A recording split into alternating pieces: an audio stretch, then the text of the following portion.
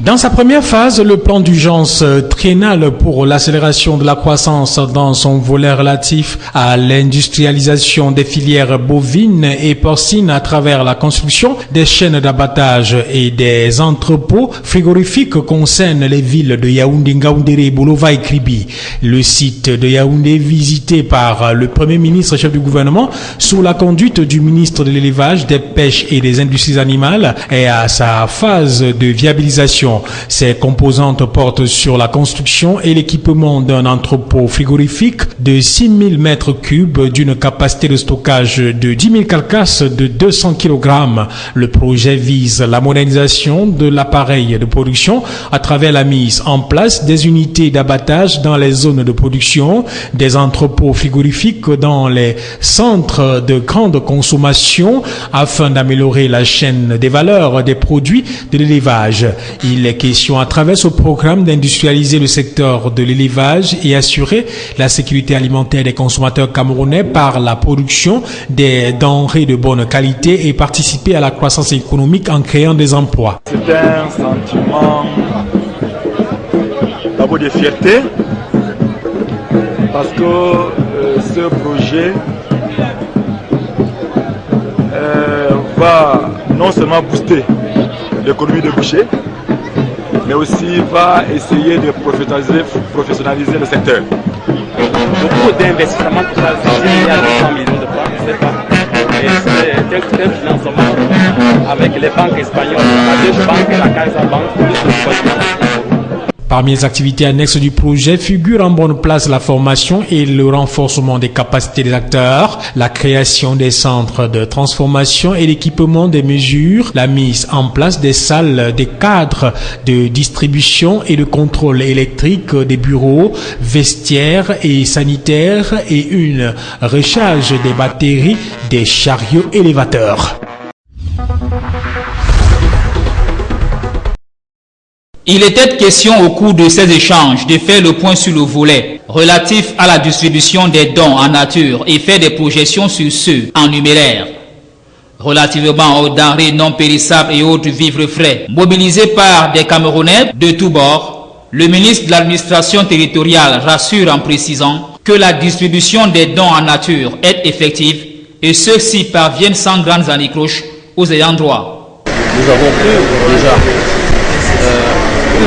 recueillir tous ces dons, ceux qui avaient été stockés à la base aérienne de Yaoundé et ceux qui avaient été stockés à la base aérienne de Douane. Comme vous le savez, une première cargaison de ces dons en nature a été acheminée vers l'extrême nord il y a quelques temps et j'ai été moi-même à Marois pour remettre ces dons à nos populations de l'extrême nord et aux forces de défense basées dans cette région. Outre les militaires sur la ligne de front, une bonne partie des cargaisons reçues ont été acheminées dans les régions de l'Est, d'Adamawa, du Nord et de l'extrême Nord. Toutefois, a tenu à repréciser René Emmanuel Sadi, les dons en espèces collectés, un peu plus de 2 milliards de francs CFA, sont logés dans un compte spécial.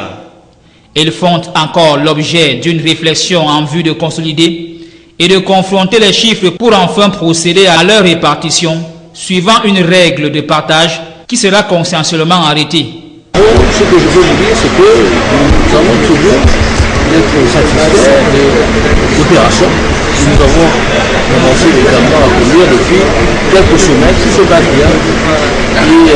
Mais le temps continue à venir. À en croire le ministre René Emmanuel Sadi, l'élan de solidarité des Camerounais à l'égard des vaillants soldats au front contre la secte islamiste Boko Haram, ainsi qu'au bénéfice des populations déplacées du fait de cette guerre et des troubles sociologiques en RCA est appréciable à plus d'un titre.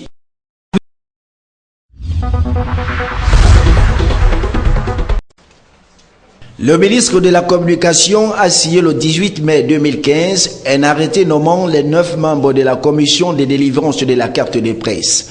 Et le 3 juillet dernier, le Premier ministre a nommé à la tête de cette commission Séverin Tchunke, le président du groupe de la Nouvelle Expression. Comme l'a si bien dit le ministre Issa Tiroma Bakari, Les 10 plénipotentiaires qui ont pris fonction ce 8 juillet 2015 devront réguler la profession des journalistes autour de la délivrance de la carte de presse. Ainsi, ils devront procéder à une identification sans complaisance, sans faiblesse, sans aucune idée de connivence ou de partialité de ceux qui doivent accéder au mérite de la profession de journaliste. Nous essayerons d'ores et déjà de mettre certains des membres de la commission en mission pour expliquer dans les rédactions ce que nous attendons, à telle enseigne que dès que nous ouvrirons les dépôts de candidature, que chacun sache à quoi s'en tenir.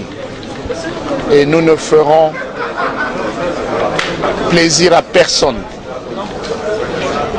Il est temps que nous donnions corps à ce métier. Nous vivons dans un monde tellement délétère. Et aujourd'hui, incontestablement, la presse est un pouvoir. Il ne faudrait pas donc qu'on se serve de ce pouvoir pour nous déstabiliser.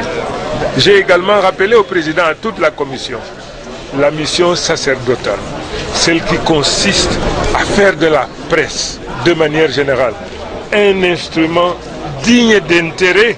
À ceci, le ministre a demandé de mener une réflexion qui devra aller dans le sens d'une restructuration profonde de la commission, assurant le président Séverin Tchunke qu'il mettra à sa disposition pour le démarrage des activités un personnel administratif et technique en appui au secrétariat permanent. Quant aux questions financières, il a demandé à toute l'équipe de lui faire une estimation des besoins de fonctionnement pour le second trimestre de 2015 et de lui faire tenir un avant-projet de budget pour l'année 2016. Enfin, Issa Tiroma Bakari s'est réjoui de la qualité et de la compétence que recèle chacun des 10 plénipotentiaires, a donné l'assurance que le gouvernement aura une oreille attentive à leurs sollicitations pour la pleine réussite de leur mission.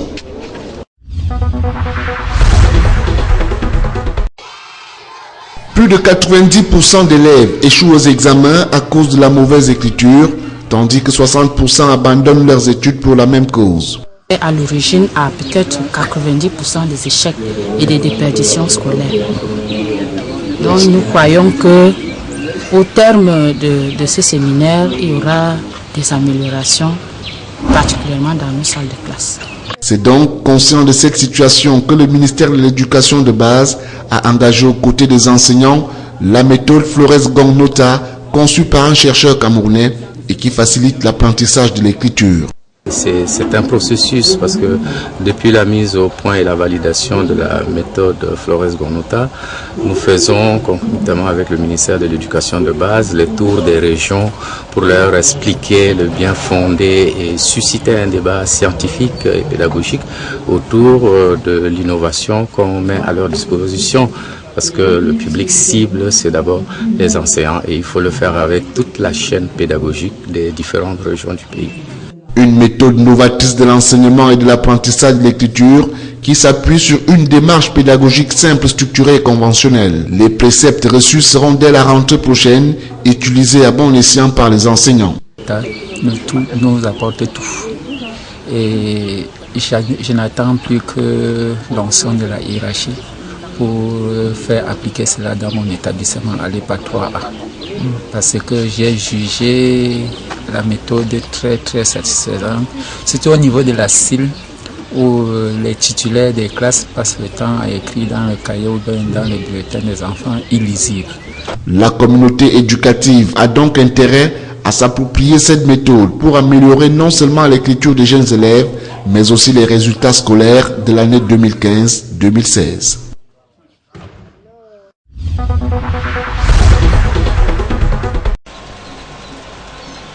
Sécuriser la bibliothèque Cheikh Anta Diop pour sauver l'héritage culturel camerounais, c'est l'appel lancé ce 8 juillet par le professeur Koumandoumbe III, promoteur de la Fondation Africa Avenir International. L'occasion était consacrée à la cérémonie de présentation du premier prix de meilleure bibliothèque privée du Cameroun, décerné le 26 juin dernier à la bibliothèque Cheikh Anta Diop à l'issue du premier concours national des bibliothèques.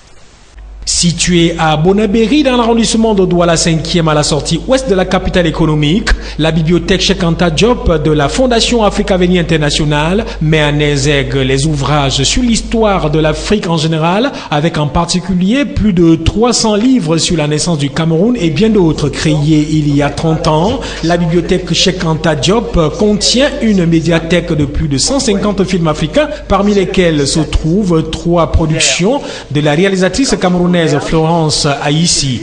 Un patrimoine national qui doit être réhabilité et digitalisé pour le bien des générations futures.